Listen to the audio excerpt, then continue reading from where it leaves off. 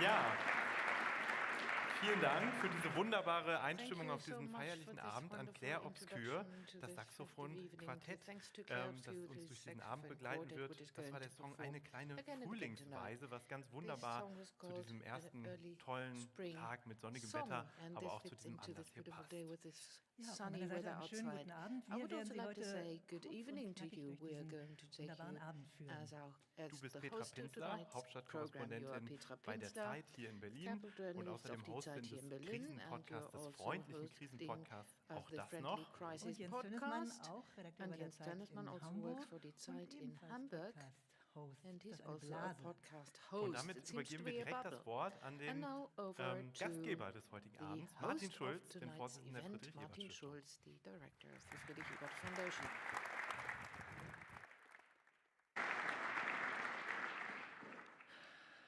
Sehr geehrte Damen und Herren, liebe Gäste, herzlich willkommen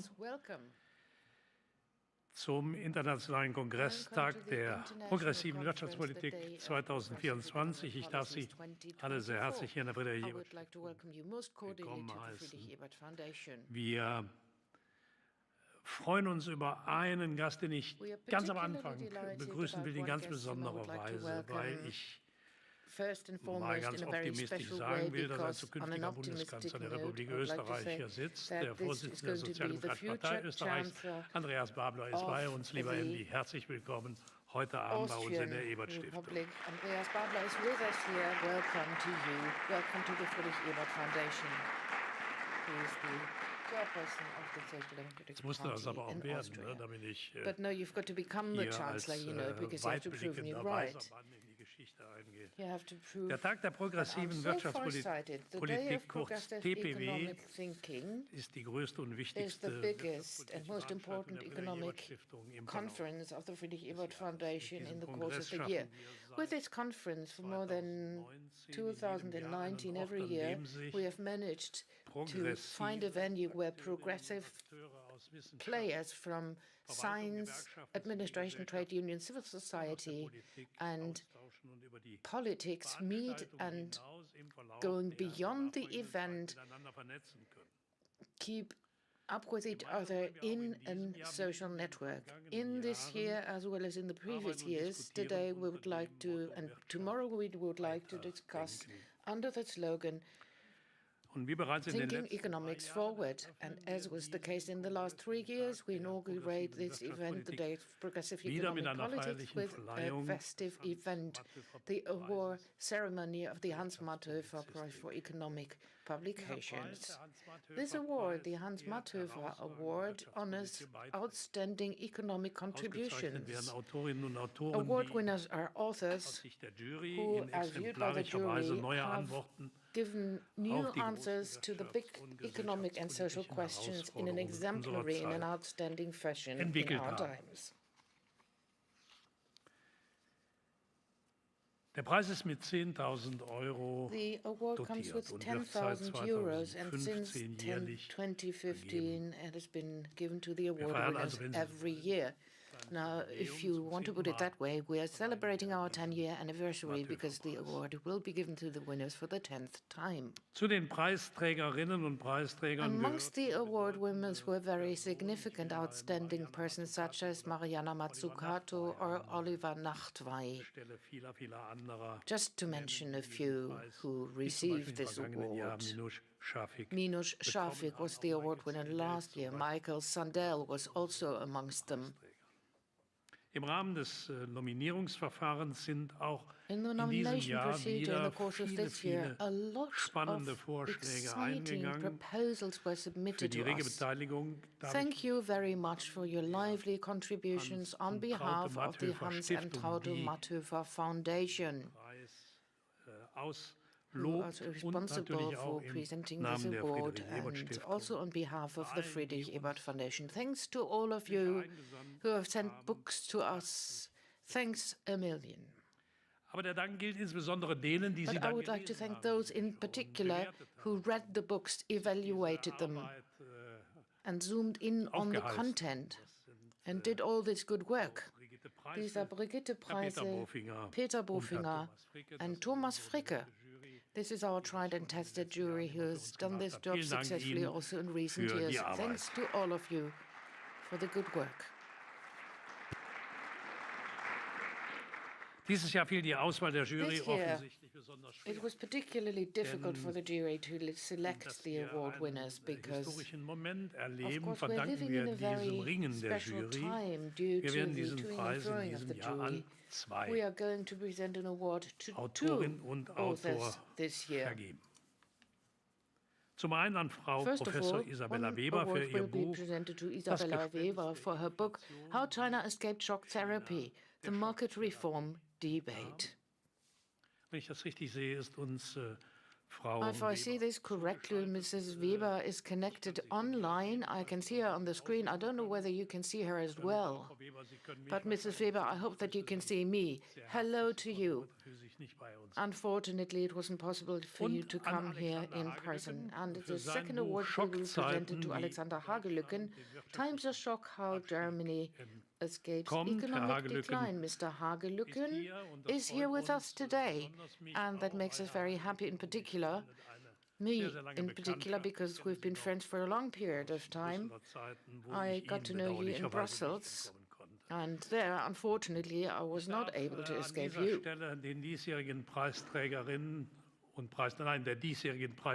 Now, I would like to congratulate this year's award winners, male and female. Congrats, Mrs. Weber, Mr. Hagelüken. Congratulations. Liebe Gäste, beide Werke Dear guests, both publications basically deal with a question which is of utmost significance for the social democracy. Maybe it is of existential significance. What are the risks emanating from an economic policy that is based on market liberal ideas?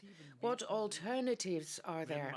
marktliberale Gesetze oder Gesetzmäßigkeiten, die propagiert werden, want to put market liberal questions and ideas which are propagated into question. In this room there is someone who puts a lot of things into question, who has a lot of doubts, and focuses in particular on the repercussions of market liberal rules and regulations which are not being put into question. He's doing that so by profession. He's got to do that. It's the chairperson of the German Confederation of Trade Union, of the Trade Union Confederation, Yasmin Fahimi. You're most welcome. Isabella Weber hat mit Weber ihrem Buch nicht nur wirtschaftshistorisch aufgearbeitet, warum did not only zoom in on why the opening up of the Chinese market turned out to be much more successful than the opening up of markets in Eastern Europe, but she also opened up a debate on price controls. Why can they be favorable to the market instead of destroying them? Which is a very important finding, which helped us navigate safely through the winter in 2022 as a consequence of the war of Russia on Ukraine. We introduced the gas price brake as proposed by Isabella Weber. She focused on the consequences of the crises, and so did Alexander Hagelüken in his book. There he talks about times of shock. According to his analysis, these are not only obstacles that have to be overcome with economic tools, but in these times of crisis, more than ever before, we've got to think about ways and means. Even as social democrats, we're obliged to think about it. We've got to make proposals on how the burden of the crises and the economic transformation can be distributed in a fair and just manner. But of course, the first and most important question is, in times of economic crisis, who are the winners and who are the losers? It's still the very high incomes and large portions of wealth in our neoliberal market economy that are not really burdened or hit hard. Only the hard-working workers who earn a poor wage in the center of society are extremely burdened as a consequence of inflation and global crises. And this phenomenon is exactly what attacks the coherence of our society by and large. And that is why I thought that the title Times of Shock is more than justified. Our colleagues from the trade unions movement in recent years and also in these times had to fight really hard, and they still continue to do so in order to fight this injustice. And I think, with all due respect, despite the things that annoy us, we should try to hold those accountable who put the right of trade unions into question in this particular struggle, because they are not really in line with the basic principles of this struggle. They are most certainly the ones that we've got to speak out against as trade unions and the trade union movement. We are living in a time of tremendous changes and distortions, and we are also right in the middle of a decade of technological and social modernization, a decade which, as I see it, will decide as to whether the basic structural change will lead to an ecological, sustainable, and ecologically and socially fair and just and successful economy and society, or whether we will not be able to get there. After the end of the corona pandemic, and after the terrible war caused by Russia on Ukraine due to a terrible war in the Middle East and the volatile general economic situation that we're in, we still look at a society which is overburdened by the crises more than ever before. The economic situation is very serious, but nevertheless, I'm convinced that we will find a common path, and we have to, and we will find a way out of these crises. A very important pillar for this is a continuous economic policy which is bold enough to get rid of the old neoliberal paradigms and which is willing to actively shape the future. An economic policy which leads to a fair distribution of wealth, price controls, or savings and austerity measures can be put into question as a consequence of that. An economic policy which helps people work on conveyor belts or at the hospital beds and serves them. An economic policy which puts the human beings into the center, which puts the individual fate of individuals into the center. An economic policy where people are not considered to be cost factors with ears. An economic policy which is efficient and necessary in the 21st century and combines it with the humanity of the trade unions movement and the social democratic movement by way of its tradition. I'm particularly happy that we jointly, today and tomorrow, will be given the opportunity to have discussions in smaller or in large groups on the occasion of the Day of Progressive Economic Thinking.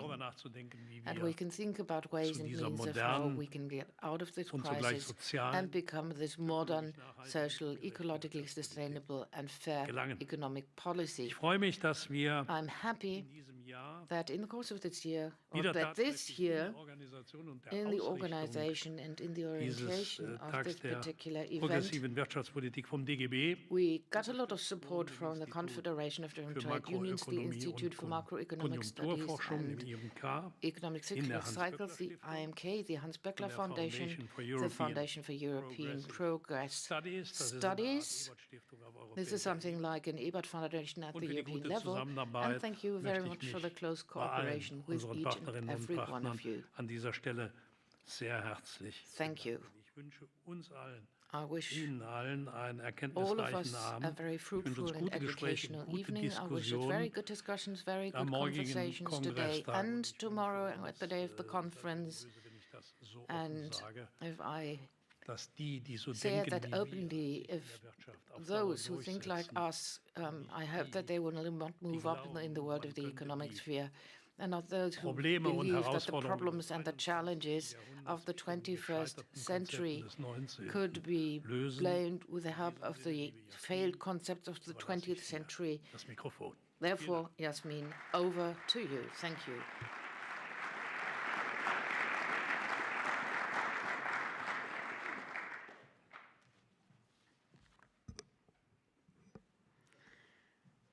Dear Martin,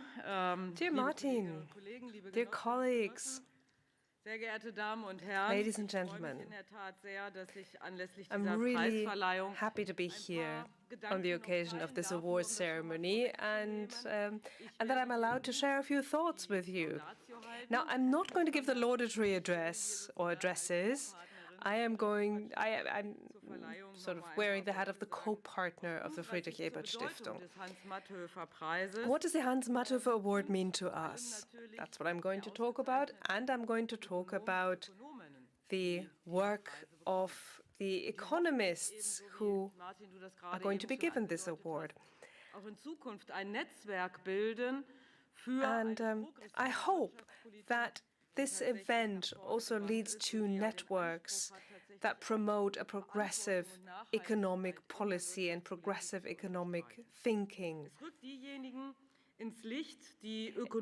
This ceremony shines a light on those who think along new lines, who really do think the economy forward, who develop thoughts and ideas for new economic debates. And I think that this is particularly important these days. As a trade unionist, I can only underline that this is what we need. Because we're not just collective bargaining partners. We're not wage machines. We're not social politicians. We are a movement that comes from the shop floors, from the companies, and that has evolved over decades and over centuries and has also acquired economic knowledge, macroeconomic, microeconomic knowledge, and that's often underestimated and underappreciated. I often hear this in interviews or in the media. People ask, what do we have to do with economics?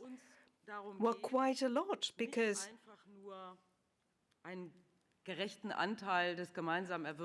we don't only want a fair share of the economic profits. We want sustainable jobs. We want a responsible society in which the economy, the business sector, takes on its responsibility for everybody. I mean, being profit-oriented is not a bad thing in itself. But there isn't just one business philosophy that is right for a company or for businesses in general. We need to look at the bigger picture, and this is important for me. It's an important part of what progressive economic policy is about, to see the bigger picture. These days, however, we see more of a narrative that looks into the past, the 90s, maybe the early 2000s. And we're basically repeating history. Germany is the sick man of Europe, and the answers are as simple as they used to be and as they've always been: lower taxes on corporate gains, for example, lamenting about the welfare state, and putting this under the heading dismantling bureaucracy or cutting red tape, which sounds nice, but some of those rules are important. You do need rules and you do need standards if you want a responsible and sustainable economic policy. Over the past weeks and months, I've always been given a shining example. I mean, if you want to reduce bureaucracy, of course, this looks very nice. You don't want to repeat or to fill in the same form 23 times. But if you ask people, what do we actually mean by this, by dismantling bureaucracy? People say, well, look at the Supply Chain Act, an act that works, and German companies even have an interest in a level playing field. They want a Supply Chain Act. Well, all right, these days, I am happy about the fact that there are enough players at the EU level and across the EU who can make sure that we have a European Supply Chain Act, even without the German vote. Aber es geht eben auch darüber hinaus, But there's more to it. It's also about how to make work cheaper. It's about overtime, no taxes on overtime. And of course, everybody keeps saying, well, too lazy. We need to increase the pension age or the retirement age. We need to work more. We need to work longer hours. So we as trade unions are, of course, called upon to resist this narrative, but it's not enough. It's not enough if we do this. We need answers.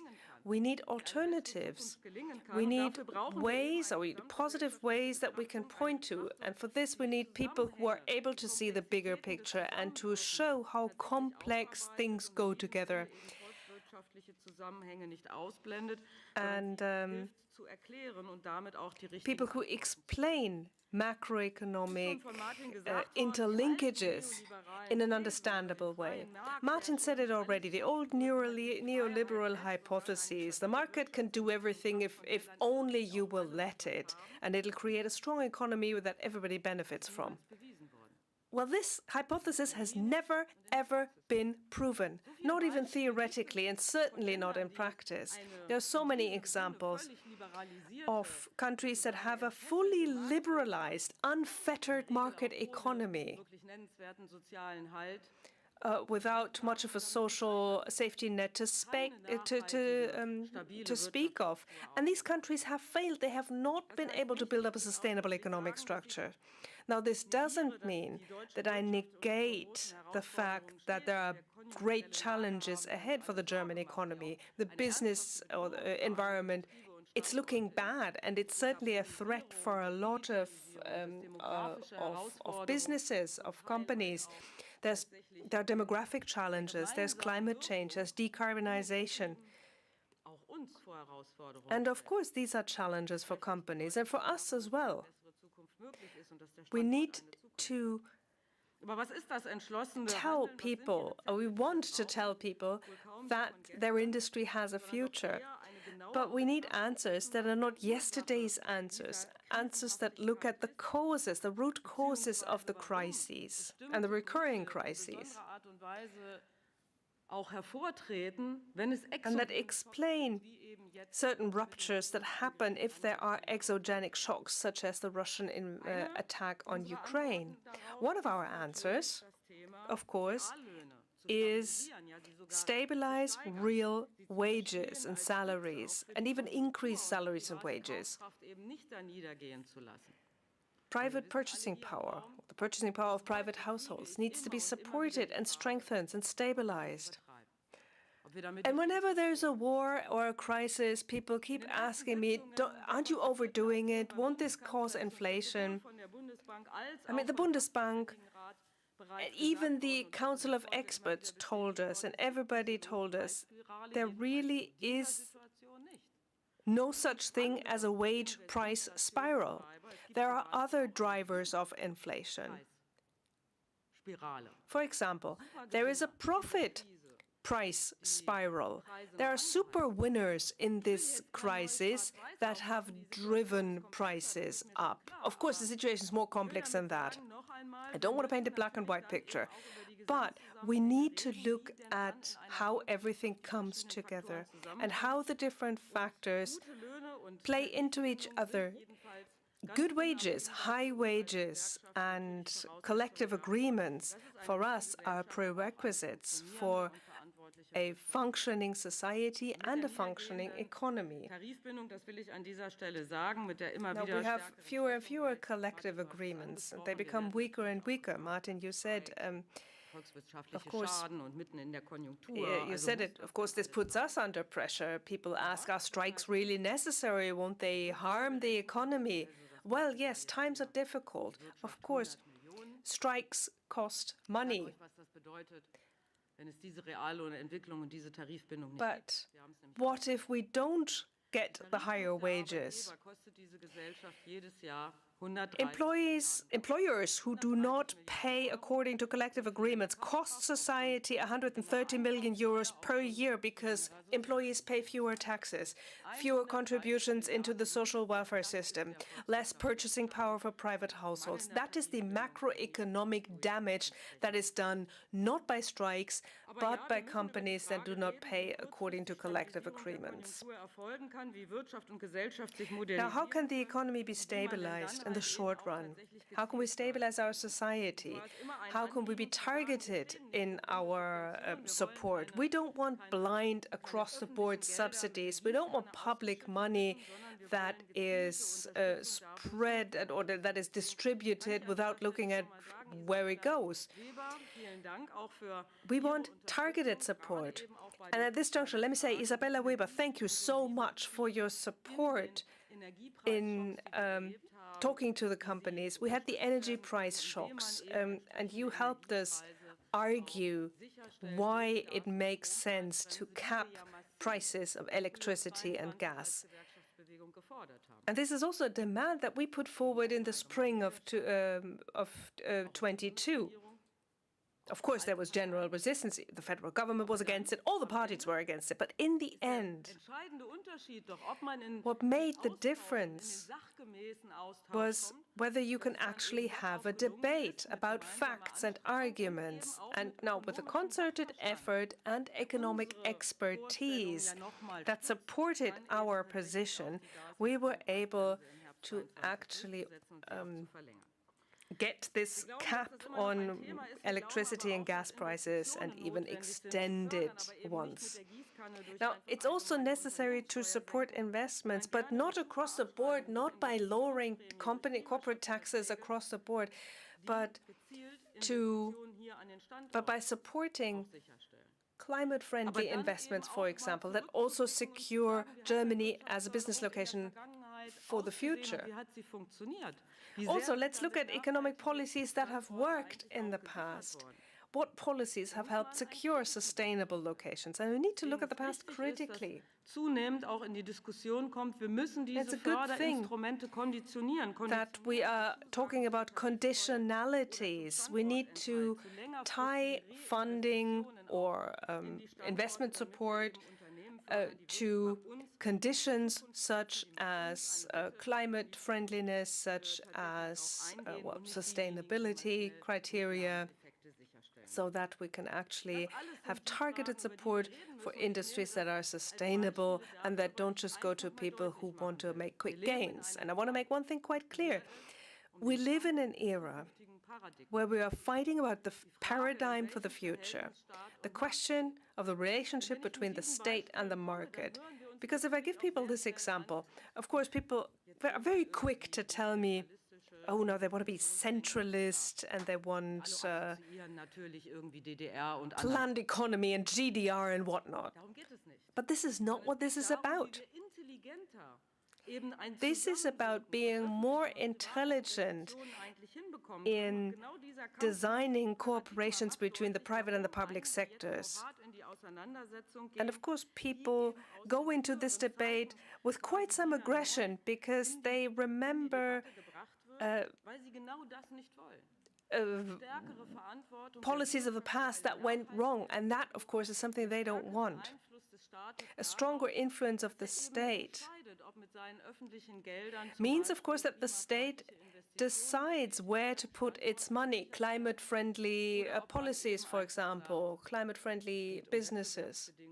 Or are we talking about competitiveness, so we have to support everybody, and allegedly the world becomes a better place just because of that? Well, ladies and gentlemen, the truth is that we need public investments. Because when we look at the quota of public investments, Germany is below the EU average. We've been living off the substance in the recent past. Investments would pay off. And this is a story that also interests, especially interests the younger generation. We need value creation. We need good jobs for the future. And we need to create the conditions for that. But here too, I see a simple narrative that public investment is just incurring debt. Well, would anybody tell a company it's a bad thing to get money from the capital market in order to invest in new production capacities or facilities? Nobody would criticize that. These are investments into the future. Investing is a normal thing.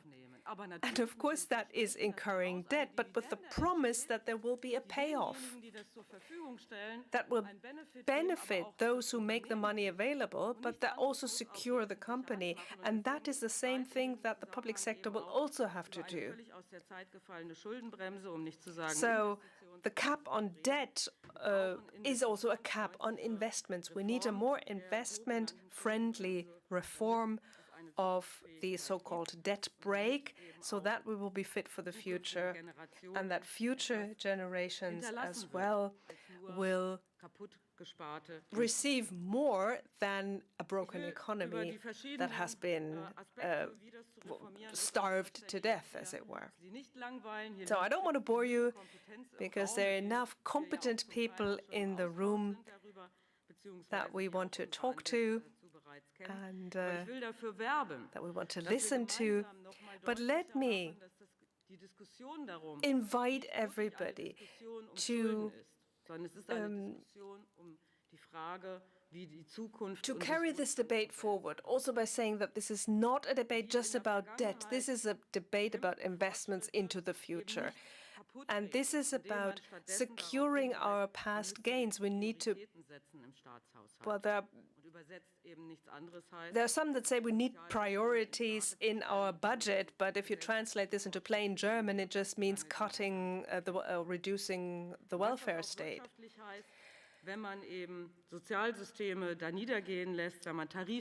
If we allow welfare systems to decline, if we allow collective agreements to decline and to be, but then our economy will not survive. This is also why Joe Biden is for trade unions. It's about building up a strong middle class in order to prevent even further, even more drifting apart in our society. These are the questions that we are looking at the moment.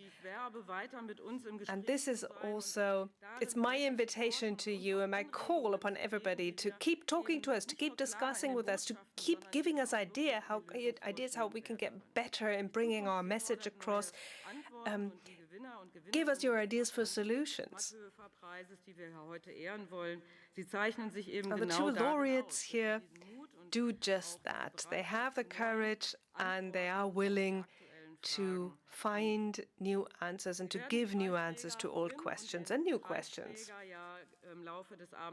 Now, you will meet the two laureates, but of course, I too want to congratulate both of them, Alexander Hagelüken and Isabella Weber. Congratulations on your work and the well-deserved Hans Matthöfer Award. Thank you.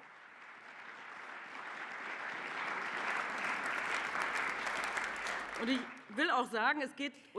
I also want to say, it's not about being of the same opinion in every single detail. We also need some friction. We also need some debate, because this will take us forward. This is how we'll find out how a good and active industrial policy can look like.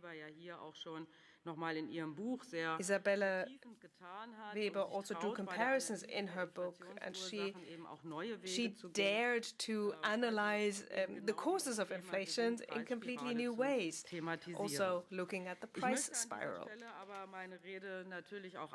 But of course, I want to come to a close eventually, and not just congratulate our laureates most cordially and in the most heartfelt way, but also to wish all of you a great day tomorrow.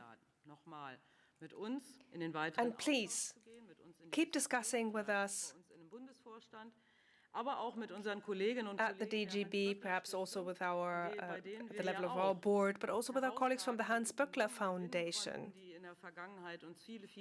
They also have excellent economists that have given us great impulse. Professor Weber, you also work with Sebastian de Vigne, and Mr. Hagelüken, you too are cordially invited to continue working with us.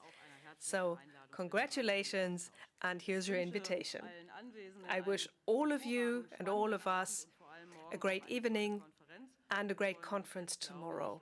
And I think now we are going to listen to what the work of our laureates is actually about. Thank you very much.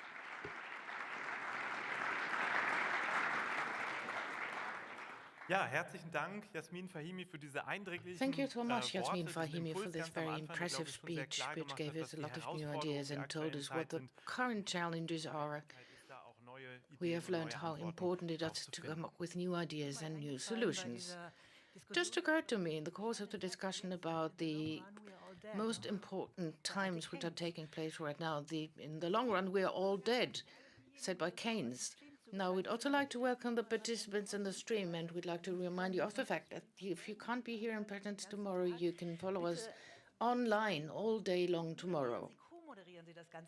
Please moderate or co-moderate everything under the hashtag TPW23. There are some bloggers who take up the content time and again, so maybe we can also fuel the debate with your contributions in the chat. Maybe you were here on recent occasions in previous years, and there are some things which remain the same. Martin Schulz is always here, and we have excellent award winners and the ensemble Claire Obscure once again. Now I'd like to introduce the four to you: Carlos Jimenez, Maike Kohlmann, Christoph Ensel, and Kati Wagner, the performers, the musicians. Thanks very much to you.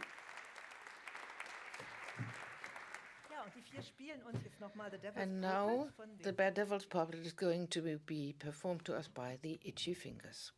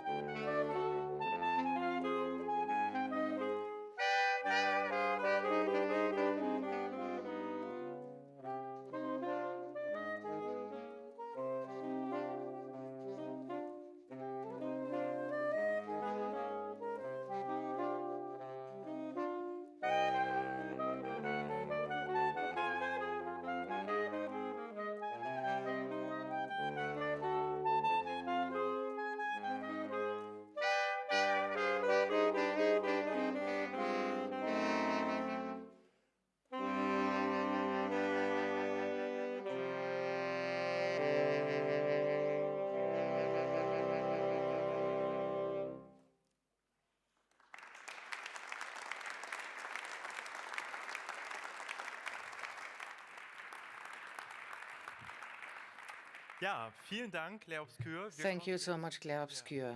Now on to the award ceremony. I would like to present the first award winner to you. Martin Spuhl spoke about it already. There are going to be 2 award winners this year, one of which is Isabella Weber. She's professor for economics at the University of Massachusetts in Amherst, and many of you know her already. And even though you might not be interested in economic debates, you might have heard about her already, because in the last 2 years, she has really contributed a lot in current political debates, for example, on how inflation can be brought under control, how we can come to terms with the gas crisis, because she was the first who favored price controls at the end of 2021 in order to get inflation under control. In the past, it was a lot of a taboo. She had to accept a lot of shitbombs, but she continued to believe in this idea, and she spread it even further. A couple of months later, as Yasmin Fahimi said already, there was a gas cap, a gas price break that was introduced. And the New Yorker said that she is the woman who changed the political reality in Europe and the US. Yasmin Fahimi also mentioned in the course of the presentation that it's of the essence to find new ideas and new solutions. And this was very important to Isabella Weber. She tried to find a university where she could study after the financial crisis, where new ideas could be developed going beyond the mainstream. So she ended up in New York at the New School. Afterwards, she wrote her doctoral thesis in Cambridge on the question of how China managed to bring about the liberalization, the opening up of the market, not with the help of a shock therapy, but rather with the help of a more humble transformation to price controls. And she published a book on that, which was translated into German last year.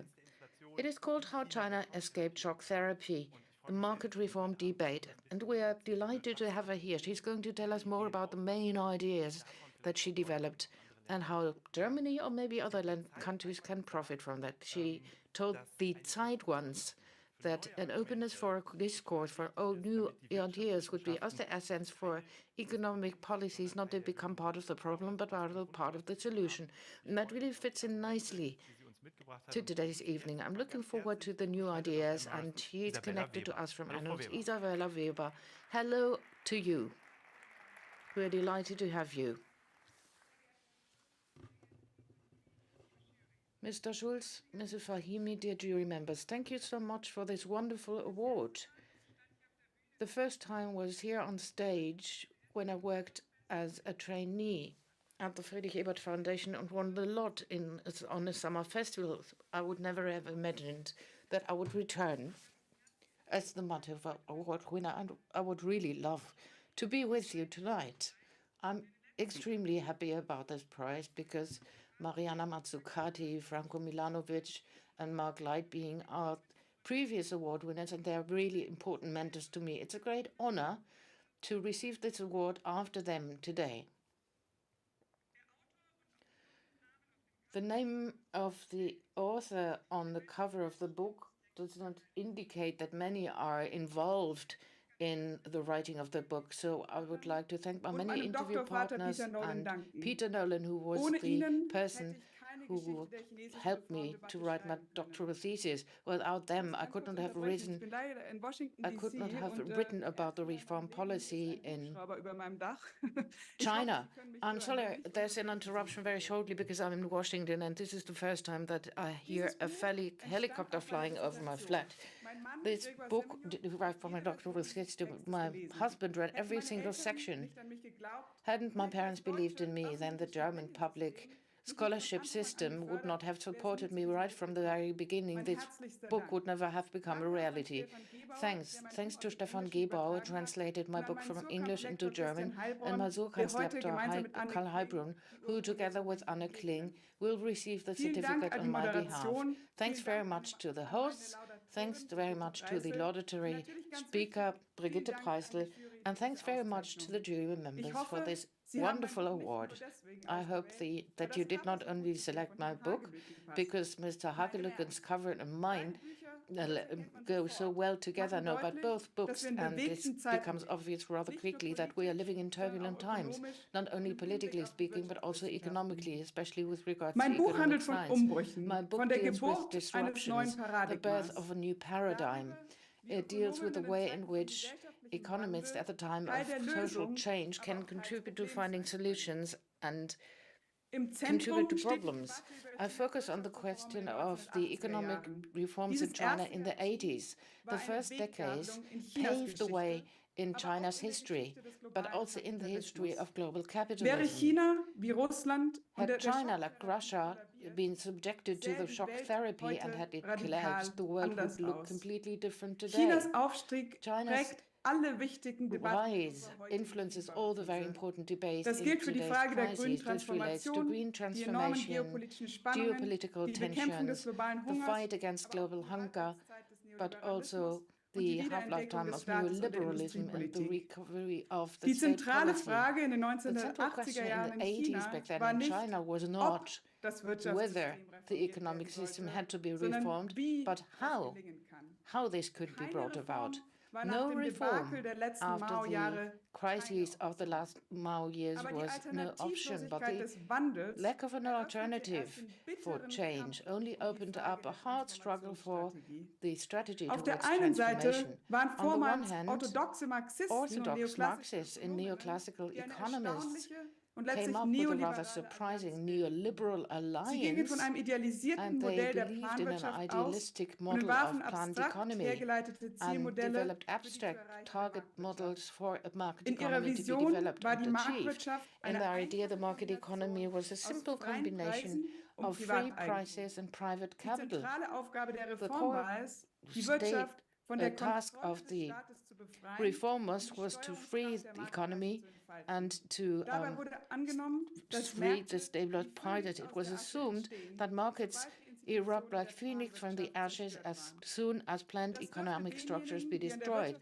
Those who were involved in the transformation of the GDR and experienced this time themselves must think that this was nothing new. Inflation was considered to be an acceptable evil. With high interest rates and austerity measures, it could be brought under control. This is an argument that we heard over and over again in the energy crisis. On the other hand, of the Chinese reform debate, there were young scholars and old functionaries who, due to world studies and many years of experience with the practical control of the economy, knew about the given conditions, and they did not believe in abstract models only. They were rather decisive market reformers, viewing the neoliberal structures, but they insisted that the forces of the market do not fall from the blue sky, but have to be cultivated actively. And free prices during times of change will not really lead to social, tangible, desired effects. But the state doesn't have to suppress the forces of the market, as happened under Mao, but channel them into the desired and right direction. But the state, as the antique Chinese economic story already told us, would have to differentiate between essential and non-essential areas. The non-essential peripheral areas of the economy could be left to the private entities from the market. But in those essential areas, such as energy, raw materials, and basic food, the state would have to promote production capacities and unleash the forces of the market and stabilize them. Price explosions in the essential areas and permitting them, which is what the shock therapists recommended, would lead to high inflation that could not be brought under control with the help of austerity measures. And last but not least, the target of the economic objective would thus be hollowed out. This warning preempted the tragic development of Russia. As a consequence of the shock therapy in the 90s, Russia experienced one of the worst hyperinflations combined with one of the worst recessions ever and the strongest decline of life expectancies. There was no phoenix emerging from the ashes, but Vladimir Putin. In China, the critics of the shock therapy, the Chinese reformers, Based on a dual pricing system with a price cap and a market price, similar to the German gas price break that was introduced back in 2022. Aus Sicht dieser pragmatischen As viewed Reformer from gab the es keine pragmatic Möglichkeit reformers, eines there was no Gesamtplans possibility oder einer whatsoever to develop a one-size-fits-all one-size-fits-all solution or a comprehensive plan where the unleashing of prices would help solve all the problems like a magic gun. But instead of that, we need a clear orientation. den Fluss zu überqueren. Slowly but surely, we have to try to cross Chinas the river Reformen diesem by Prinzip finding mit durchschlagendem ökonomischem Erfolg. stable path. And this is how China became successful. China is the largest economy the world over if you correct it with purchasing power. Environmental protection, inequalities between rural and urban areas, the different gender, the classes, and increased centralization of the state are only some of the problems that China has to deal with. But the Chinese experience of the transformation of the economic system might help us to talk about economic transformation and strategies. The core question today is not if we can counter climate change and need to transform our economies, but the question is how can we deal with that problem? No economic policy rethinking after the debate of neoliberalism of the recent years and in view of the ongoing consequences of the energy crisis is not an option that we should prefer, but as in the 80s in China, no alternative to change leads to a bit of fight for the question of what should the transformation strategy be like. I sat in the Gas Heat Commission in autumn 2022, and sometimes I had the feeling of being ended up in one of the unwritten chapters in my book. I insisted on not leaving the shocks of the gas prices uncovered, which were detrimental to our economy and not strengthen the backbone of our economy. Neoclassical economists insisted on the optimization of the price signal, stemming from the market that was totally disrupted due to radical uncertainties. Joachim Troga, Mr. Krebs, and some others issued a warning saying that the mega shock in the system-relevant areas, such as energy, would have sustainable effects on social cohesion by and large, on growth, on inflation, and the competitiveness. Neoliberal economists insisted that the energy shock could be dealt with quite easily.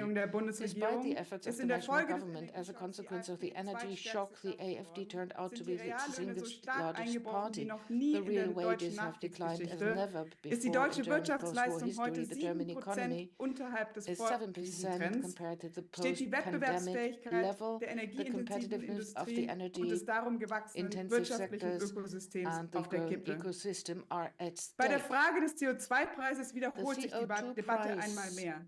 Auf der einen Seite sind die darauf bestehen, dass die historische Aufgabe der Bekämpfung des Klimawandels allein could solely be dealt with successfully if we determine the right market prices. On the other hand, there are those like us who insist that we should not only focus on the CO2 price only because it's a dangerous strategy which will endanger the social support for climate change. Instead of that, we need a combination of sectoral transformation and CO2 prices for core areas such as electrification, transport, and the building sector with public investments, where the state really has to play a very important role and pursue determined objectives in order to keep everything going and leave no stone unturned in order to be able to cross the river safely. It is no coincidence that China, with regards to the expansion of renewables, has outperformed the rest of the world, and the US is now trying to move in a similar direction. If Germany and Europe, instead of that, focus on the CO2 shock therapy, this might also lead to a turning point in time, such as in the 80s. The danger of a lost century for Germany and Europe is real if the economic policies get stuck in neoliberalism of the 90s. The market fundamentalism needs to be overcome. It's high time for that, and we need a pragmatic transformation policy which focuses on the needs of the people and the really existing structural conditions of the economy. von unrealistischen instead of believing in unrealistic assumptions of models that do not exist. Ladies and gentlemen, thanks again for this wonderful award and congratulations to Mr. Hagelüken.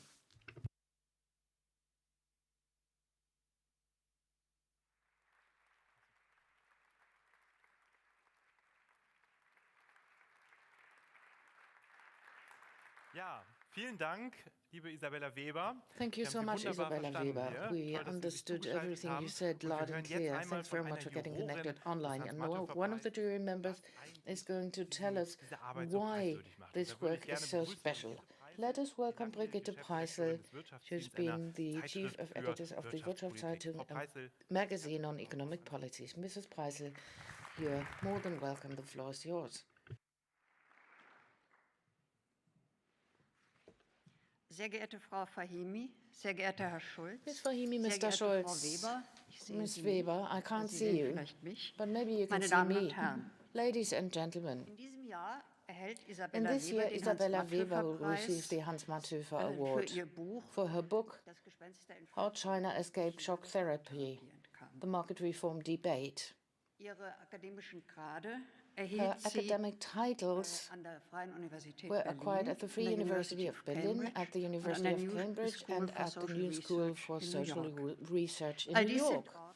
All these are places which stand for excellent economic and societal research, but also for the long tradition in critical thinking.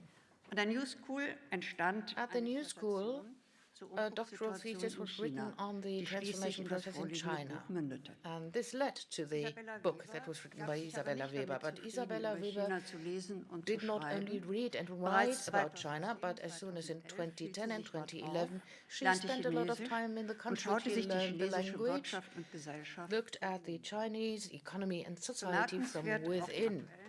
Quite remarkable are also her current activities in her role as the expert in determining that the German gas price be introduced. Together with Christian Dolin, she received the Rothschild Prize for the opening up of public debates on the gas price break. Despite the historic focus of her book, the interest of the author predominantly focuses on the new age, in particular the question of how the transformation process of the communist system to a market economy led. How did it become successful without the torsions causing a terrible depression? Historic view generated a lot of interesting ideas about how to deal with crises and the right balance between the state and the economic systems at an early stage. And she managed to take us along. She informs us about very complex developments in recent times, and she came up with an analysis which could not have been more exciting. I have to admit, as a reader, I felt a bit overburdened in view of the many important, challenging Chinese experts and political protagonists that we were put into contact with. What was extraordinarily helpful was the long list of Chinese experts and policymakers that were mentioned, together with their main ideas and theories as an attachment to the book. It's a wonderful expression of a very thorough historic analysis. We learn that China, at an early stage already, fought for the prices of iron and salt. In the 11th century, a severe crisis had broken out, which caused the Chinese to think more about economic interconnections and the problem of erratic price increases. Back then, as was also the case in later developments, two trends were juxtaposed to each other. On the one hand, there were those who thought that interference would not at all be necessary because the situation would get back to normal automatically, and the other camp saying that the state had to control prices because this was of the essence.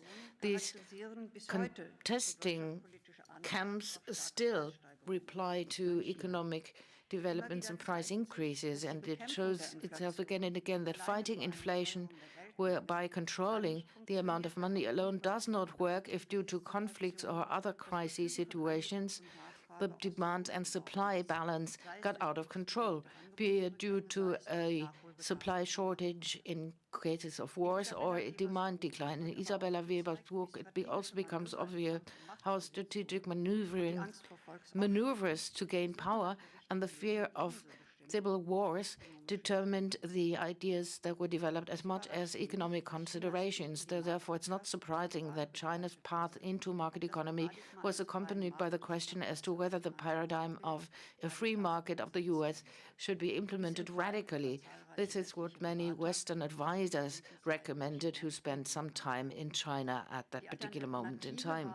The alternative was a slow integration of market components with a transitional influence of the state on the price determination. This would impair growth potentials but lead to a less vulnerable transition. Brazil, Erhard's post-war Germany, all the experience gained in Eastern Europe showed us very clearly that there were very promising models out there, and they also turned out to be rather popular at the time. But at the end of the day, most people believed that the implementation of theoretical models, here the free market with its efficient price determination, and on the other hand, the fully calculated planned economy, did not match the reality in China any longer. So the Chinese managed to find compromises which circumvented the shock of ongoing inflation. What's quite remarkable that not all the Western experts tended to favor radical solutions, because there were some who warned against the risks of too rapid change.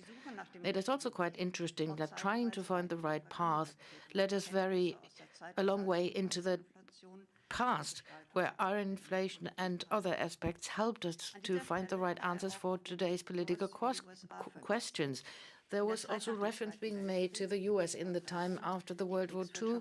Over there, the war economy had to be brought to an ending without the different situations with regards to supply and demand, which had to be controlled, should not lead to another wave of inflation. But back then, also the discussion in the US was quite controversial, not only with regards to the price determination. Price breaks were also introduced in order to prevent a long-term inflation from emerging. The historical experience gained with very different interferences were not always positive. But nevertheless, or maybe because of that, they offer us a lot of models and examples to look at when we try to analyze the effect that price determination has. The right time and the scope of the measures for state interference and the duration are still a reason for a lot of controversial discussions. Also, the analysis of political fights for power when trying to find the right price policy refers us to the present. It confirms again and again that it's not always about the right economic thinking, but rather about political power fights. This does not only make the book highly recommendable, but it's also full of analyses. In view of the price developments of recent years, many experts in Germany spoke about the right worth of fighting against inflation. Some reactions, which were quite heavy, show us how topical the presented analysis had become at first glance. The question might be, why does a predominantly historic book about China gain so much attention in today's Germany, or in today's world by and large? In Germany, especially now, we are in a period of fundamental transformation with radical changes of important parameters. The accompanying conditions remind us of what happened in China on its path towards a new economic system. Price oscillations also affect us in Germany, and they also influence the supply situation. And we also try to find a new paradigm, which is still very vague and unclear. That makes life a lot more difficult.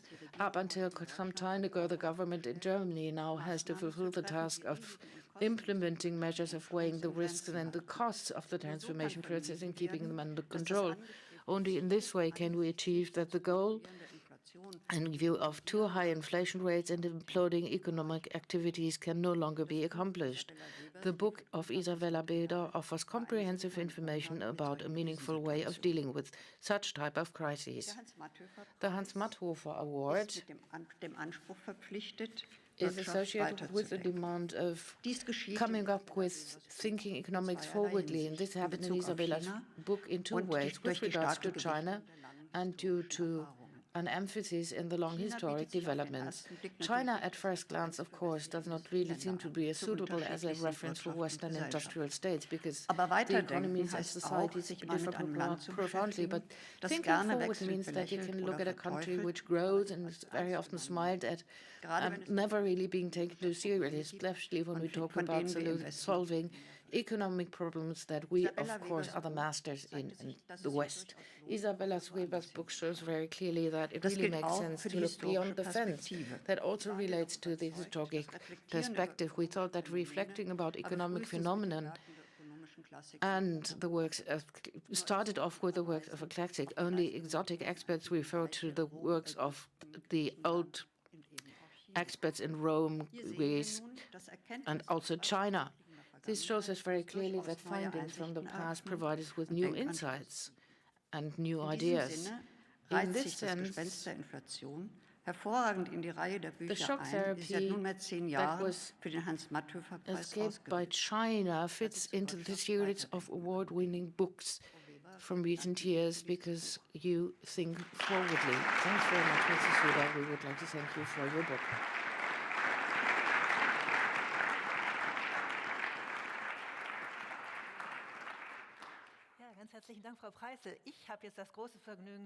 Now it is my great pleasure to briefly present Alexander Hagelüken. Alexander, would you have thought that I stand up here and introducing you and I'm actually nice to you? We've known each other for a long time. We're in Brussels. He was for Süddeutsche Zeitung and I was for Die Zeit. And we're often talking about football. I don't know what your club was, but I think you'll be sure to tell us. 2 or 3 sentences about you. You've been with Süddeutsche Zeitung forever, it seems, a directing editor. You invented the section, Let's Talk About Money. We're very envious of that. And now you wrote a book about times of shock. Yesterday or the day before, you tweeted that the new power of the employers, there's something good to it. That's going to be very interesting. Now, before he's going to receive the laudatory address, he's allowed to say a few words. So the floor is yours, Alexander.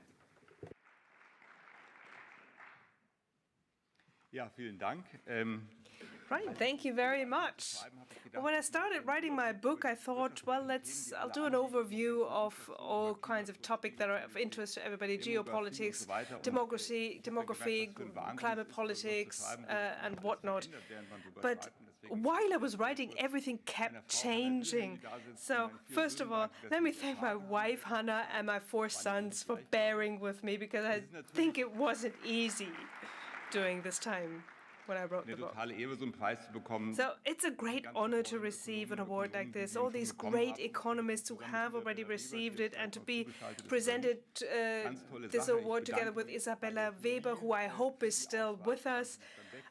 Thank you very much to my publisher Beck, to everybody who talked to me when I wrote the book.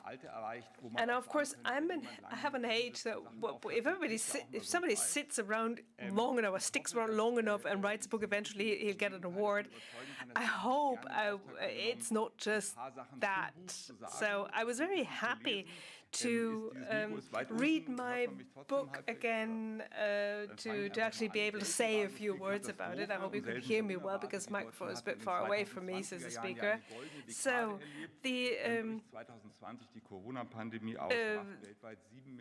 we were looking forward to a golden decade of the 2020s. Then COVID came along, then the Russian invasion in Ukraine, and in other nations, in other countries, people were getting afraid whether the war might spill over. Then there was the problem of gas dependency on Russia for energy.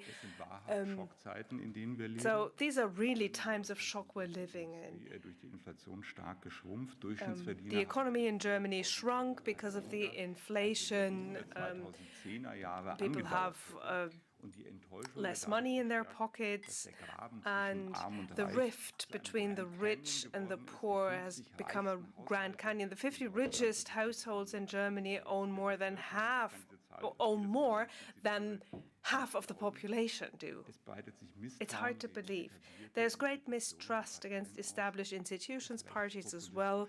Right-wing populism is cannibalizing on that and attacking democracy itself. Now, trying to analyze this and also to highlight all the challenges was a challenge in itself. And we are facing great challenges because we need to put a stop to the downward spiral. Putin's gas had to be replaced in the short run. And of course, everybody found this okay, and the voters were okay with this, but they were not okay with doing this permanently. And but it is only wind energy that will carry us forward, so we need to subsidize it, and it's just not a possibility to become dependent on gas from Qatar just to appease voters. This will only accelerate climate change, which will devastate our planet. But when it comes to investments, in Germany we have a problem, and that is the debt brake. In Munich, it's really cold today. And what a pity that my train was so late. And there's a chapter about Germany's need for finances, and I wrote that during a day when my train was late, and we were seeing the railway station, the railway problems live in action. So there's a really a cascade of failures in the German railway.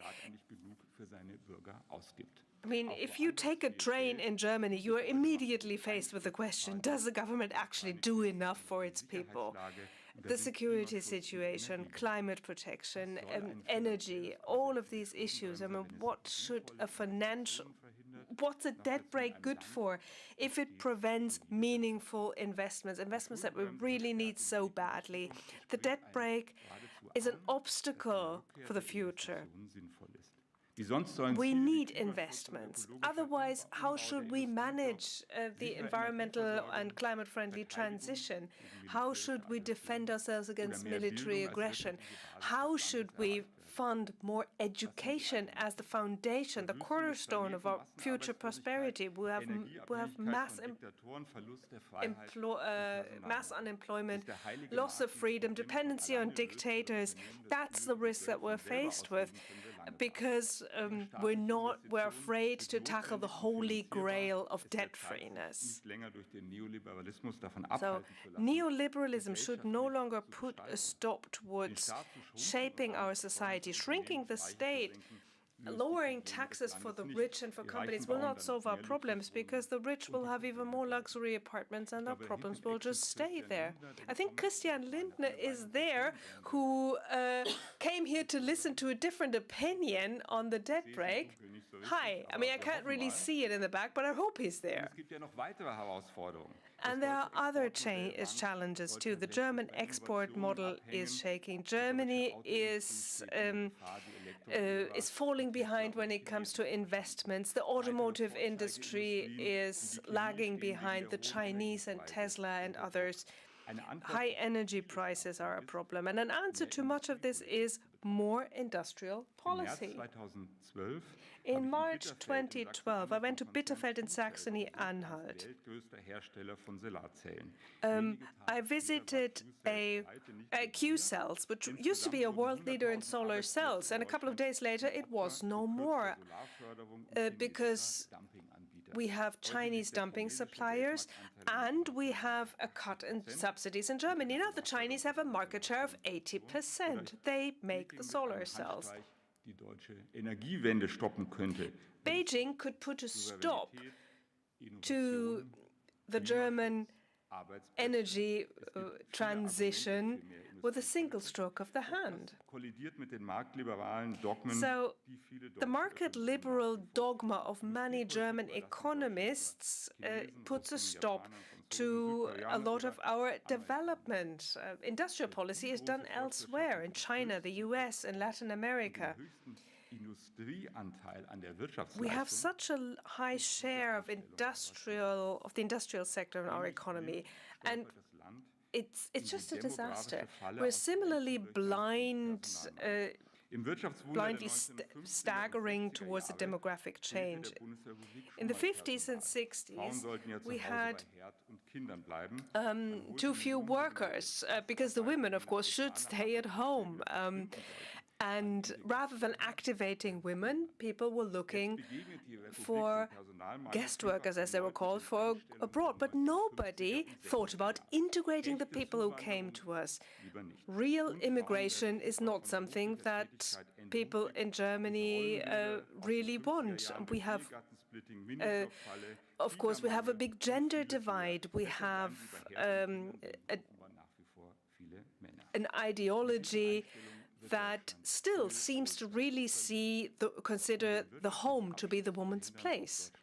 In order to avoid economic declines, Germany needs a relaunch. That's it. And the government must be able to counter political taboos. We have so many holy grails. Germany is not an immigration country, is one. Male employees are more important than female employees. Don't criticize China. Dictators, well, we just turn the other cheek. The government stays out of economic policy. Debt is bad, and we've always been doing it like this, and the rich have become even richer. In my book, I want to show how Germany can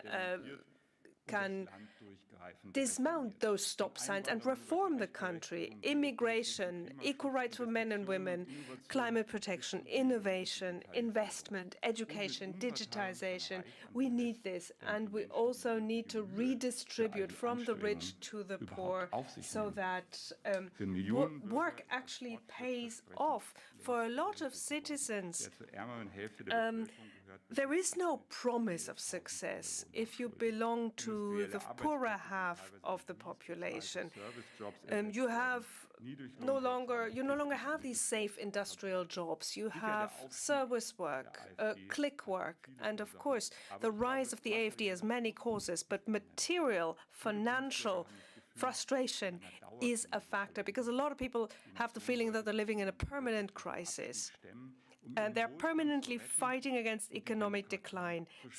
And we need to make sure that we can secure people's prosperity, that we can take away their concerns, and that we can also finance a climate change adjustment in exactly the way that everybody rightfully expects from us. Thank you very much.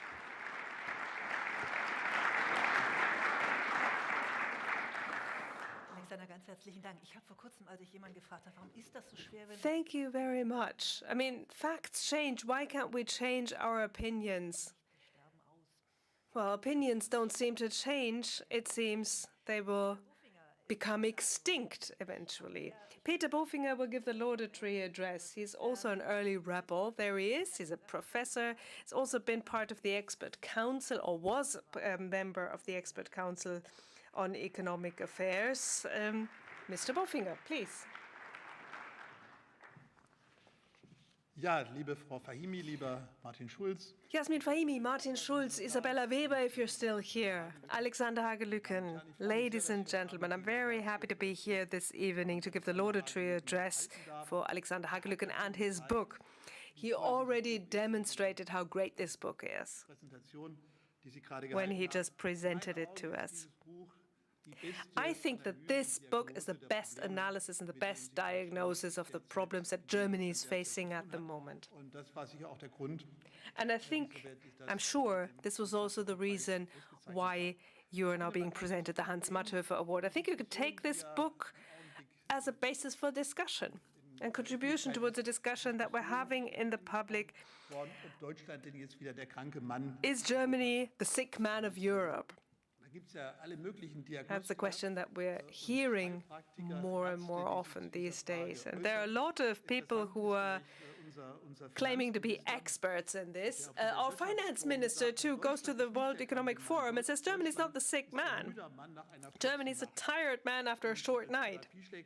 And his therapy is, let's drink a good cup of coffee, structural reform, and then we will continue to be successful. Dr. Christian Lindner, ladies and gentlemen. Well, wenn man jetzt diesen müden Mann mal genauer anguckt, now if you look at this tired man, you notice, well, he really is tired. If you look at the OECD, the World Growth Index, we are the second poorest country or second worst performing country. Only Argentina is doing even more poorly. And that's not just a one-off effect. We have economic stagnation, have had it for years. It's going down. All the trends are going down. We're at the level of 2019. And this is not just owing to the crises, because other countries in the euro area do grow. So we have a deeper problem, and a specifically German problem. If you know what the problem is, and if you ask the mainstream, then people keep saying, Yasmin Fahimi said, oh, regulation, bureaucracy, it's also bad. But it's always interesting to listen to my colleagues, economists. They have the feeling that that's the entire diagnosis and that's it. And they're celebrating this as a huge finding. Well, of course, we know bureaucracy is a problem. There is no optimum in administration. It's not better in other countries. This is not the reason why our economy is doing so poorly. So what is the deeper problem? What explains why we don't have economic growth in Germany? And what would justify this talk of a sick man? And I think you can find this diagnosis in Alexander Hagelüken's book. He says he wants to look at the long-term challenges and, in all modesty, make a contribution towards a debate how our republic, how our country can escape the downward spiral. And I think he did an excellent job in doing all of this. You will learn a lot more from his book than in hundreds of pages of expert statements of the expert council that advises the federal government. It's also a better read.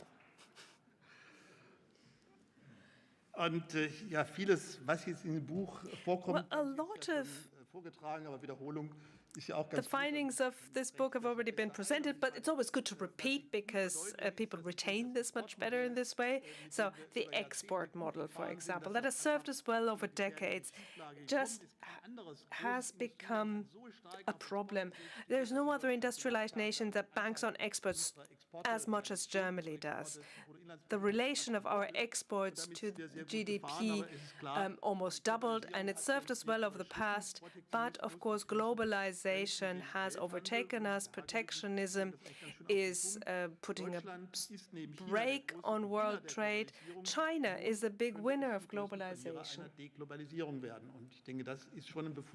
And if you've been a winner of globalization, you can become a big loser when deglobalization happens.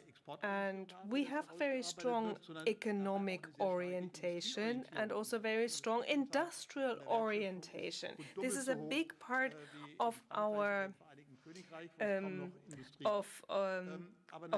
economy. And of course, what has been good for a long time also can become a problem, because if the industry is a large share or makes up a large share of your economy, decarbonization becomes a lot more difficult. More difficult than in countries that have better digital platforms. The automotive industry in Germany, for example, is a big factor. The German automotive industry is actually also giving away the electronic age to Tesla and the Chinese. So a lack of industrial policy has led to a situation where German car makers just stayed on their diesel track and gasoline track and didn't even think about whether everything's still working for everybody. So once you had the diesel problem started, and you had to become fraudulent in order to survive. That's actually the market understanding of many the company doesn't, or the state, the government doesn't know anything. Companies know everything. They do everything right. No, companies do make mistakes. The German industry made dangerous mistakes that make it very difficult to become fit for the future. I'm talking about Volkswagen as well. And even Volkswagen's management says that the company is no longer competitive. So what to do? Hagelüken says in order to prevent economic decline, Germany needs a relaunch. How to do this?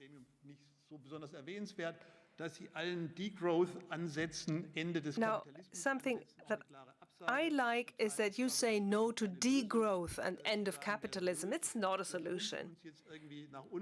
We can't just shrink ourselves healthy. That won't help us to manage our challenges.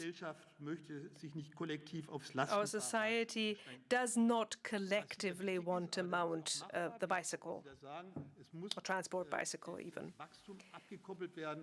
Growth, however, has to be decoupled from energy consumption. Now, we've made this to an extent, but we have to become even better at it. Now, strategic industrial policy, which is something that Hagelüken and Weber both call for, is something that will help the sick man recover. Even in 2017, I also wrote an article for Frankfurter Allgemeine Zeitung, highlighting the problem that we need a forward-looking industrial policy. I said, let's look at China. Now, all my colleagues hated me for it. Even the Frankfurter Allgemeine Zeitung, they thought they said goodbye to me as an expert. But it's very difficult to, for example, not to look at batteries if you are a car company and cars will be electrified and 40% of the car is battery, basically. 40% of the value chain is located in the battery, or is dependent on the battery. We cannot afford being so ignorant, not if we're faced with competitors like China, for example. And it's a surprise how many well-known economists are completely against subsidies, completely against industrial policy without any evidence. I mean, China is doing industrial policy. They're supporting e-mobility, solar industry, chip industry. And if you don't join them, if you just want the market to do everything, if you're blindly following this market ideology, you're not going to win. Nobody would say subsidies are great. But if the others do it and you don't go along, then you're just creating a problem for yourself.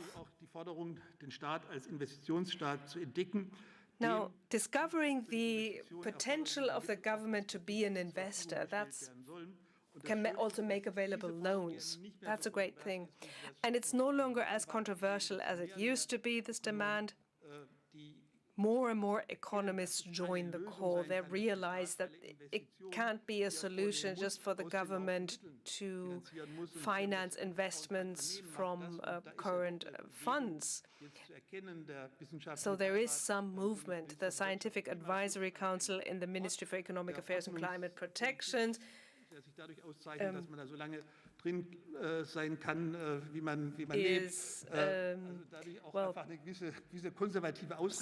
is quite conservative because these are also life appointments, but they said that even they said that net investments have to be, or it has to be possible to finance investments via loans. There's actually just one person left who completely says no. If you saw it's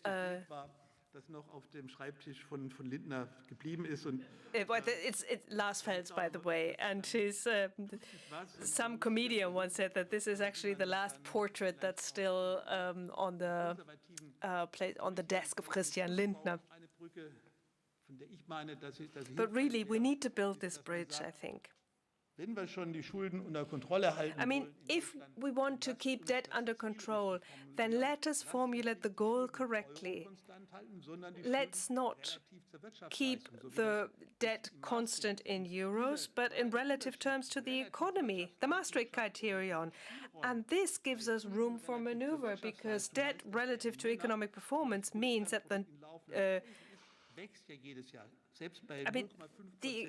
even if we have 0.5% of real growth, we have an inflation of 2.5%, and that translates into more freedom to invest, which will lead to a deficit that I can actually legally incur, which gives me more room for maneuver. And that is a lot better than these 0.35% that we currently have. So let's keep the absolute debt constant, but the debt in relative terms to the economy. This gives us more room for maneuver, and perhaps this builds a bridge towards some more conservative politicians and economists. Ja, was das Buch kennzeichnet, ist natürlich auch, dass die ganze Breite der Lösungsvorschläge The book makes a lot of proposals for solutions, which is a great thing. This is also good for the public, people who are not experts. They need to see what is part of it, what can be part of the therapy for this sick man to make him fit again. Reducing the dependency on China, solving demographic problems by integrating more women into the labor market, and also more immigration. A little point of criticism, if I may. Something that I think is a bit put into a bit too dramatic terms is the pension system. I think we need to pay attention. There are a lot of economists that like to diss the pension system and paint big disastrous scenarios, claiming that demography could be predicted. But a lot of the horror scenarios that were written in 2000 did not materialize now in 2024. We have a lot more people, 5 million more than we thought we'd have in 2000. We have a lot more employment, which is why the scenarios for the pension system and pension developments are a lot better than we thought they would be. Interesting, the Council of Experts between 2017 and 2023, they significantly improved their scenarios. The coverage level is 2% higher in 2023 than it was in the report than it was 6 years before. So we need to be careful. We don't want to dismantle our pension system. I mean, this is not in your book, that's not what you do, but the expert council extrapolated to 2018 and said that they're actually trying to extrapolate the contribution rate exactly. I mean, so I think we really should be careful not to build up these scenarios.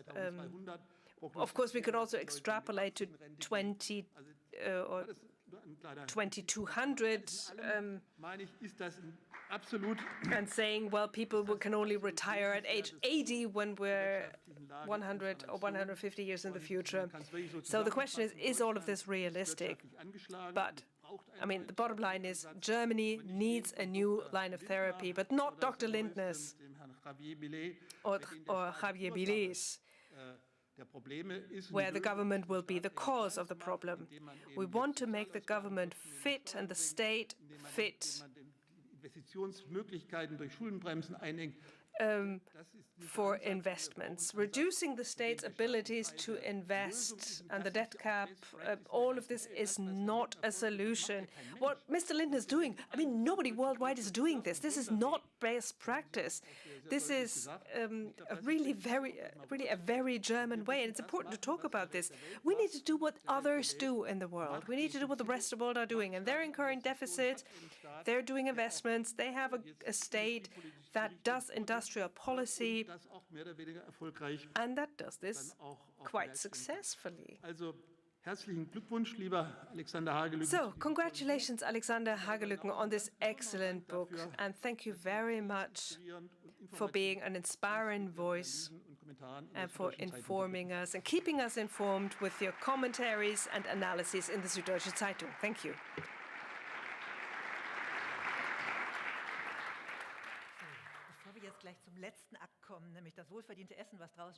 Before we move on to the last item, and that is the food, we'd like to ask you, Mr. Schulz, to join us here on the stage.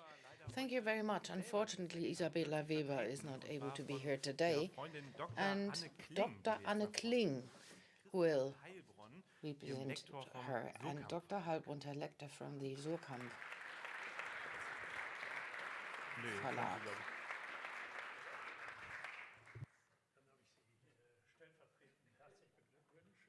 On behalf, I would like to say congratulations.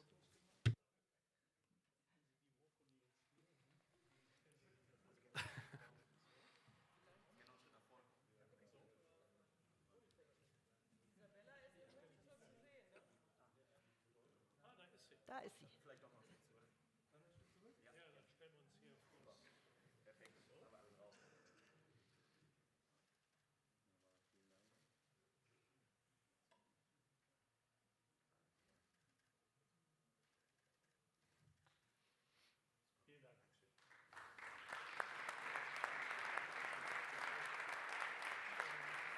Vielleicht bleiben Sie gleich dort an der Seite stehen. Frau Weber, ich gebe das Ihrer Stellvertreterin. Vielleicht dürfen wir Sie an die Seite bitten. Alexander Hagelüken. Mrs. Weber, this is meant for you. Alexander Hagelüken. Liebe Bella. Congrats, dear Bella. Vielen Dank. So, lieber Herr Hagelüken, herzlichen Glückwunsch. Danke. Hätte ich auch nicht gedacht, dass ich Ihnen mal den Preis verleihen würde. Darf oder muss? Furchtbar.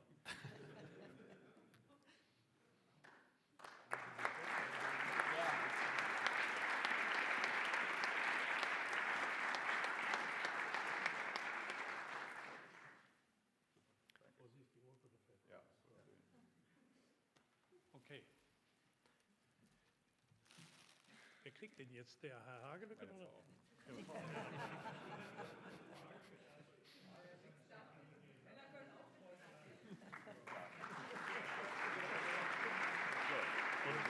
glaube, wir machen mit der Jasmin. Dürfen wir Sie auch noch mit dazu bitten? Ja, genau. Und während wir das Gruppenfoto machen und auch noch die beiden Laudatorinnen nach While vorne we bitten take a würden, group spielt picture noch with the Claire two Obscure für uns, und zwar laudatory diesmal von speakers, Philipp Claire Glass, Obscure den is Song going to Vichy. play Vichy from Philip Glass. Wunderbare Band hören dürfen. And before we listen to this wonderful band, we'd like to thank you most cordially for your patience. We hope that you'll be back at 9:15 tomorrow morning. We will have a lot of interesting topics on our agenda, interesting guests. Thanks very much to all the award winners and laudatory speakers. This is going to be the picture. And thanks once again to the musicians.